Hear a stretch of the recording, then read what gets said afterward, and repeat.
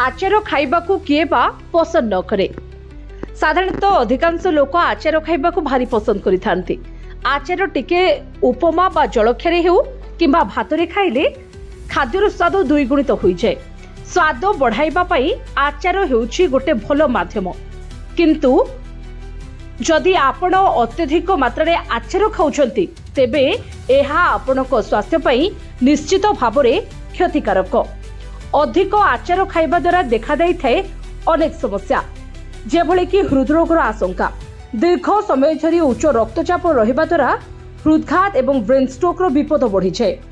Kidney उपरे चाप, शरीर अधिक सोडियम बाहर करबा पई किडनी को अधिक परिश्रम करबा को पड़े, जहा फल रे किडनी दुर्बल हेबार आशंका थाए। आचार रे थिबा अत्यधिक तेल, मसला एवं विनेगार पेटर लाइनिंग को उत्तेजित करी एसिडिटी, बुकु जलापोड़ा एवं पेट फुलिबा भली समस्या सृष्टि करे। सेभली शरीर रे पानी जमिबा, अधिक लुण जोगु शरीर हाथ, गोड़ एवं मुह फुली जाबा भली देखा जाय थाए। कोलेस्ट्रॉल वृद्धि, बाजार रे मिलुथिबा बा अधिक तेल रे प्रस्तुत आचार खाइबा द्वारा शरीर रे खराब कोलेस्ट्रॉल मात्रा बढ़ी थाए। सेभली उच्च रक्तचाप बा हाई ब्लड प्रेशर, आचार प्रस्तुत करबा पई प्रचुर परिमाण रे लुण व्यवहार करा जाय थाए।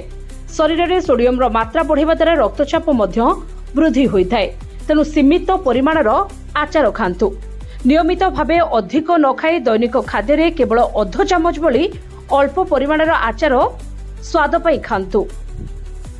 जदि आपणकर हाई ब्लड प्रेशर किंबा किडनी समस्या अछि तेबे आचार ठारू दूरे रहिबा सबुठारू भलो अटे।